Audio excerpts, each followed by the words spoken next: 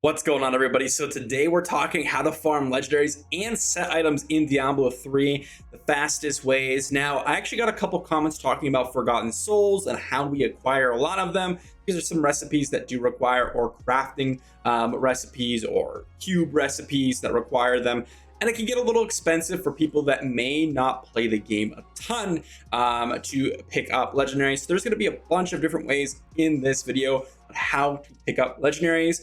At the end of the day, I will say, before we dive into any of the suggestions I'll have, you're just going to have to play the game quite a bit to pick up a lot of legendaries. So that's kind of the baseline that I'm working off of.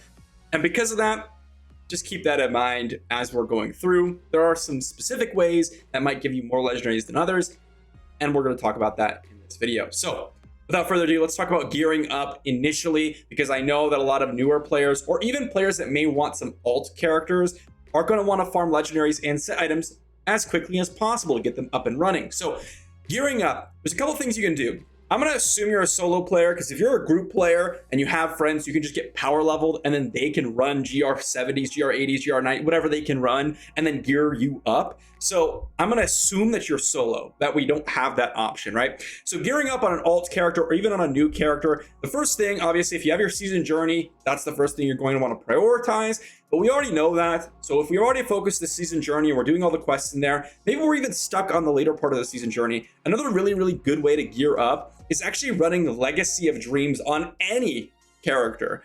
A lot of people don't realize how powerful this gem really is. You're getting a 375% damage increase and damage reduction by 2% per legendary item. So let's say you have a main character, or if you are even someone that is just farming with your first character, you're probably gonna have a couple legendary items, getting a Legacy of Dreams, and then running with this gem, upgrading it.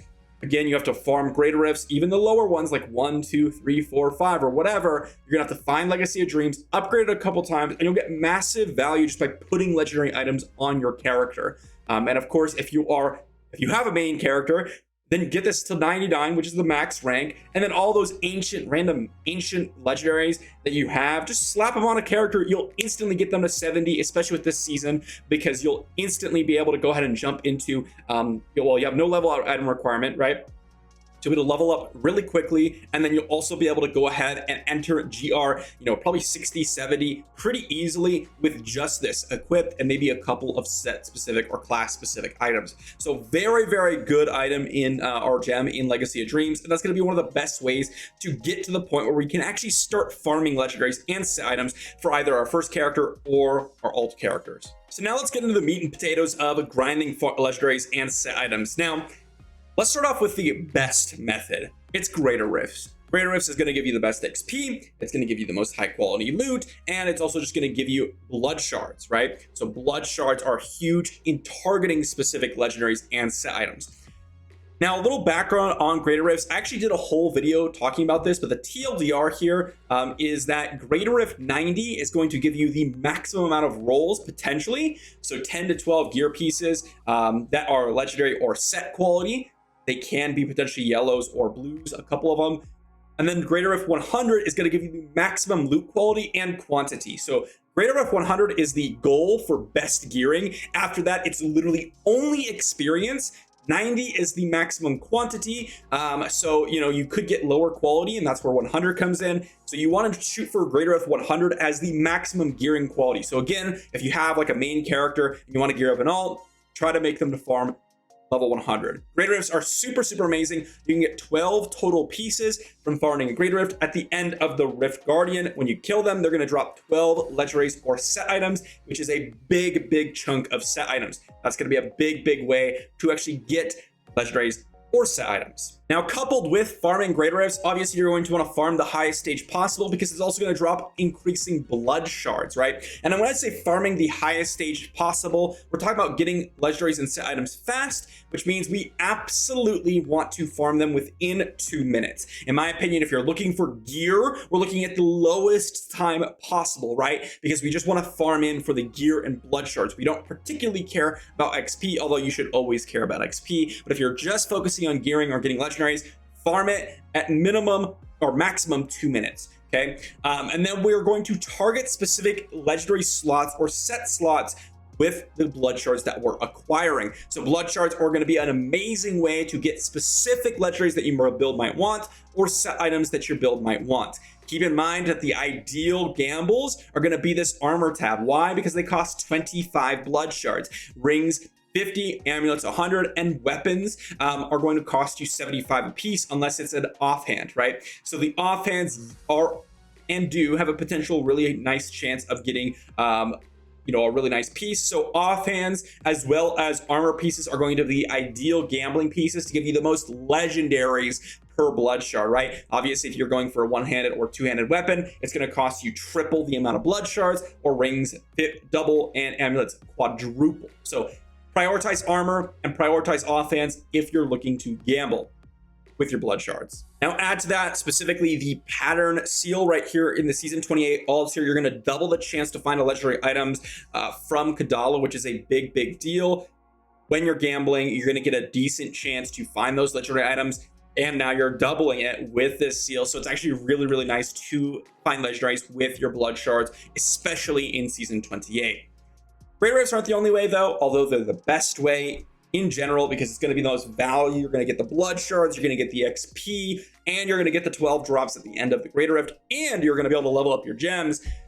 T16 Rifts actually are pretty good because you're not only going to get the drop at the end of the boss, but there's also chests around the map. This is pretty important because Greater Rifts can't really drop chests, right? You're not going to have like a random chest randomly around the map, or the elite monsters aren't going to drop loot for you, whereas in T16 Rifts they are. So T16 Rifts are actually not a bad way to get extra loot, because if you open the chest, if you're quick about it and you're a demon hunter, or you're like a witch doctor, or you're something that can move really quickly, or even like an Aether Walker wizard, something like that, any class that can speed farm very quickly, and you can click on the chest, move forward, and then loot that item really quickly, is actually a really solid way to find legendaries. Now you're always going to need Greater Rift keystones because of that first method, so this coupled with Greater Rifts is going to be a really nice way. Now again, Nephilim Rifts are not that great unless you are actually able to click on the chests and pick up as you go. If you're not able to do that, then they're pretty meh, okay, because you're only going to get a few at the end of the Rift from the Rift Guardian. Next way, and the final way, is going to be bounties, guys. Now specifically Act 1 and Act 4 bounties. The reason I say Act 1 and Act 4 is because these bounties in particular can drop the Ring of Royal Grandeur.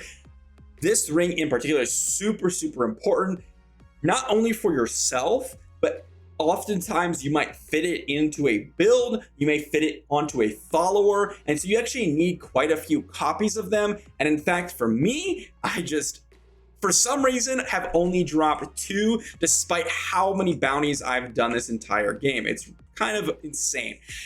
Obviously, if you can get into a group and a group bounty it, because you'll be able to get 5 people running each of the acts, or 4 people each running each of the acts, and then you can all group up for the Act 5, and you can instantly complete them in basically 1/5 of the time, or 1/4 of the time. I keep saying 1/5 because there's 5, but only party numbers are 4. So, but basically farming it 4 times as fast.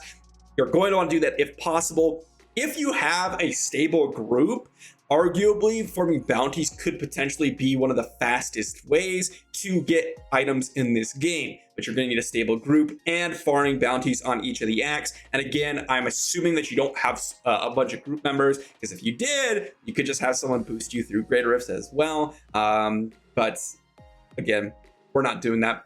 So for solo playing, going through and clearing each of these acts can take you a lot of time. And again, I would only recommend it if you only need specific recipes, or you need specific bounty materials for crafting, or specific legendaries in of themselves. Again, if you need to craft a set item like Guardians or whatever, then you're going, or Augilds, then you're going to need the bounty materials. Therefore, doing bounties for legendaries while also crafting legendaries is a great way to get them very quickly. So that's going to be the list, guys. Hopefully that helps you out, either new players or maybe someone that's just looking to gear up another character, and you're like, dang, I went through that whole process, and that first character can be sometimes a big grind, right? But luckily they give you the season journey, but if you don't have the season journey, you could be like, you're kind of stuck if you're trying to figure out how to build an ult. And again, Legacy of Dreams is going to be a great way to do that. And then prioritizing GR 100, GR 90s, and of course, if you're able to, doing bounties, T16 Rifts, are all going to be great methods as well. So that's going to be it. Hopefully you enjoyed, and I'll see you all in the next video.